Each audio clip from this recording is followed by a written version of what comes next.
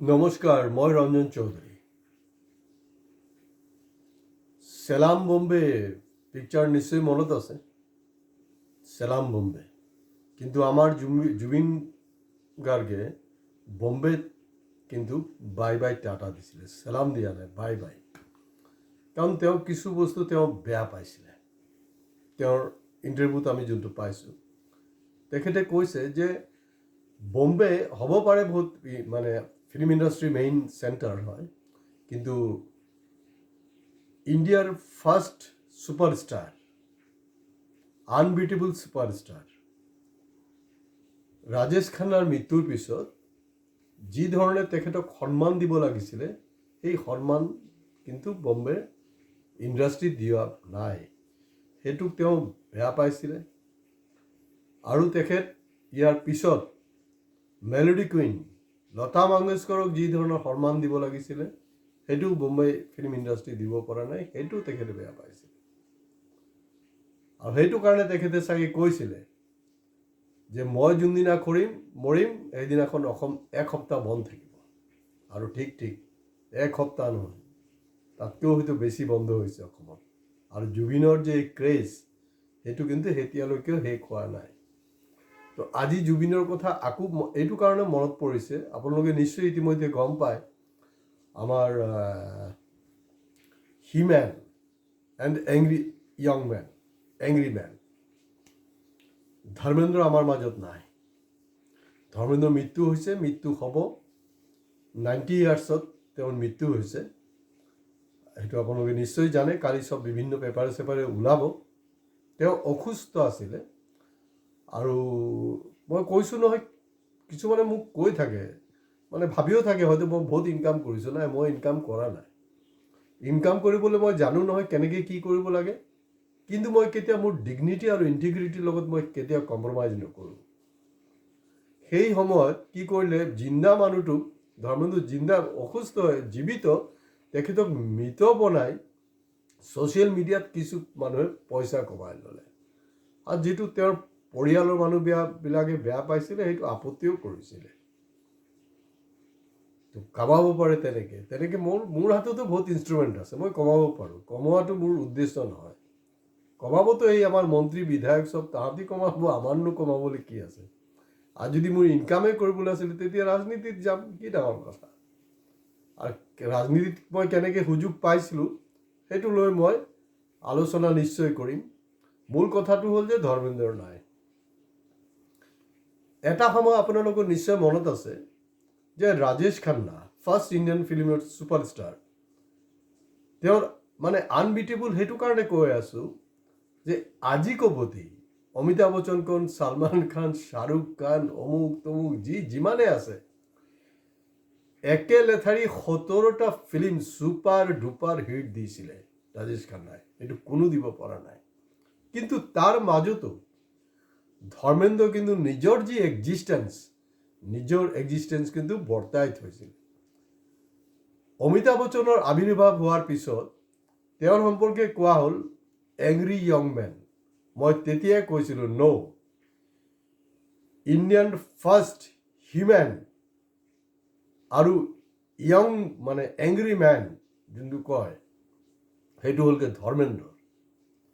ধৰ্মেন্দ্ৰৰ স্পেচিয়েলিটিটো হ'ল এই ৰাজেশ খানৰ ইমান ঢৌত তেওঁ কিন্তু লাহে লাহে স্ক'ৰ কৰি আছিলে। তো যি নহওক, ৰাজেশ খান্না আৰু তেওঁলোকৰ দুইজনৰ ভাল বন্ধুত্ব আছিলে। দুইজনেই আপোনাৰ হিন্দু পাঞ্জাবী হয়, ৰাজেশ খান্না আৰু ধৰ্মেন্দ্ৰ দুইজনেই হিন্দু পাঞ্জাবী। তো বাকী অধ্যায়লৈ মই নাযাওঁ। মূল কথাটো হ'লগৈ এনেকুৱা, আপোনালোকে ৰাজেশ খান্নাৰ নিশ্চয় আনন্দ পিকচাৰটো আপোনালোকৰ মনত আছে নহয়, যে Hrishikesh Mukherjee picture, it was very super duper hit. তো এই ফিল্মৰ স্ক্ৰিপ্টবিলাক মানে ধৰ্মেন্দ্ৰক শুনাইছিলে, মানে আপোনাৰ ঋষিকেশ মুখাৰ্জী শুনোৱাৰ পিছত মানে তেওঁ খুব ভাল পাই আছিলে। আৰু তেওঁ ধৰ্মেন্দ্ৰ ভাবি আছিলে যে মোকে ল'ব নেকি সেইটো ৰোলত। তাৰপিছত যেতিয়া গম পালে যে না, ৰাজেশ খান্নাৰ যোনটো ৰোল, মানে ৰোলটোতো ৰাজেশ খান্নাকে দিয়া হ'ল আৰু অমিতাভ বচ্চনৰ ৰোলটোকো ধৰ্মেন্দ্ৰক দিয়া হোৱা নাই। তাৰপিছত ধৰ্মেন্দ্ৰৰ খুব মানে খং উঠি এতিয়া আপোনাৰ ঋষিকেশ মুখাৰ্জীকতো গালি পাৰিব নোৱাৰে নহয়। খঙত কৰিলে কি তেওঁ কিন্তু হুইস্কি টুইস্কি খাইছিলে, বিন্দাছ খাইছিলে, কিন্তু ৰাস্তা পদূলিত পৰি যোৱা নাই, কিন্তু বিন্দাছ খাইছে। আৰ তেওঁ হেৰি কৰিলে আপোনাৰ, তেওঁ একদিন কি কৰিলে যে আপোনাৰ হুইস্কি খাই ঋষিকেশ মুখাৰ্জীক ভালকৈ গালি পাৰিলে যে আপুনি মোৰ লগত বহুত গাদ্দাৰি কৰিলে, কাৰণ তেওঁ ভাবি আছিলে তেনেকুৱা। আৰু তেওঁৰ অভিযোগটো হ'ল যে ঠিক আছে, ৰাজেশ খান্নাৰ ৰোলটো নহয়, কমচে কম অমিতাভ বচ্চনৰ ৰোলটো মোক দিয়া হ'লে, কাৰণ মই চিয়'ৰ সেইকাৰণে কৈ আছোঁ যে এংগ্ৰি য়ং মেন যোনটো ক'ব বিচাৰিছে, হিমেন যোনটো ক'ব বিচাৰিছে, সেইটো অমিতাভ বচ্চনতকৈ 100 গুণ বেছি কিন্তু ধৰ্মেন্দ্ৰৰ মাজত আছিলে। ধৰ্মেন্দ্ৰৰ এটা ফিল্ম যদি আপোনালোকে চোৱা নাই, এতিয়া কিন্তু বহুত ফিল্ম আপোনালোকে চাব, নিশ্চয় চাব, ফুল আৰু পাথৰ। ফুল আৰু পাথৰত আপুনি মীনা কুমাৰীৰ লগত আছে। মীনা কুমাৰীত কিন্তু সেইটো সময়ত ধৰ্মেন্দ্ৰৰ ইমান এটা TRP নাছিলে। মীনা কুমাৰীৰ ডাইৰেক্টৰক কৈছিলে নাই, মোৰ এইটো ফিল্মৰ কাৰণে ধৰ্মেন্দ্ৰক লাগে। তো তেওঁতো মানে ডাইৰেক্টৰটো মাথা বেয়া হৈ গৈছে, আৰু এইটো ফিল্ম, আৰু ধৰ্মেন্দ্ৰ তেতিয়া ইমান এটা হাই ফাই হেৰিও নহয়, কিন্তু দিছিলে। আৰু Meena Kumari was very confident. তাত দেখুৱাইছিলে যে হিমেনটো কি, এংগ্ৰিমেন কি। যদি মানে ইয়াদু কি বাৰাত আপোনালোকে কোনোবাই চোৱা নাই, চাব। অমিতাভ বচ্চন কি এংগ্ৰি য়ং মেন, তাতকৈ ডেঞ্জাৰ। শোলে ফিল্মটো আপোনালোকে মনত পেলাওক।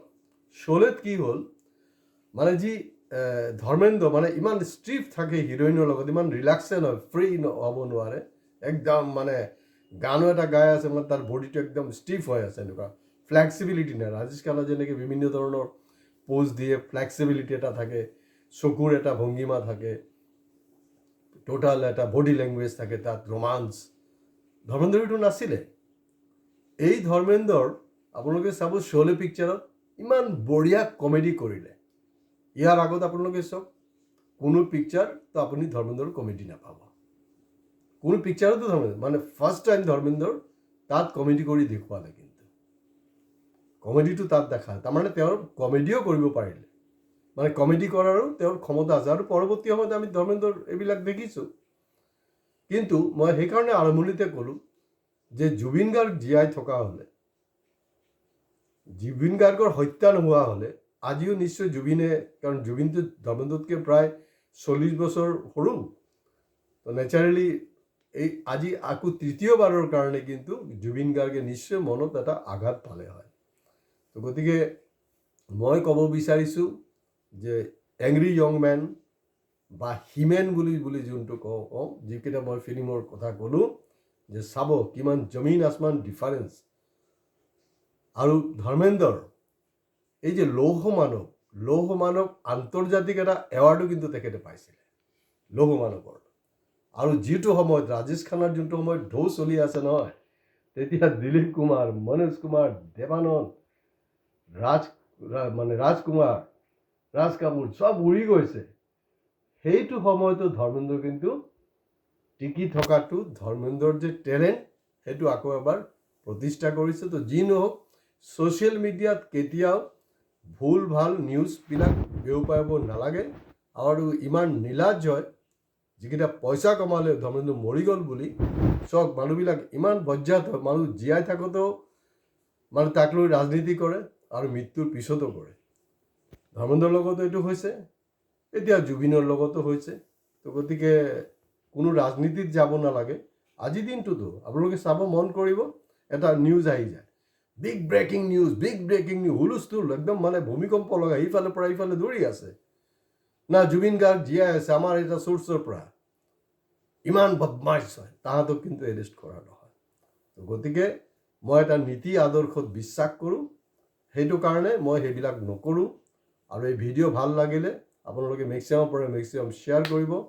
হয়, আপোনালোকে ছাবস্ক্ৰাইব কৰিবলৈ অলপ কৃপণালি কৰিছে, আমাৰ ভিউৱাৰ্ছবিলাকক অনুৰোধ, আপোনালোকে কিন্তু ছাবস্ক্ৰাইব বিন্দাছ কৰক, কাৰণ এইটো ছাবস্ক্ৰিপশ্যন ফ্ৰী। নমস্কাৰ।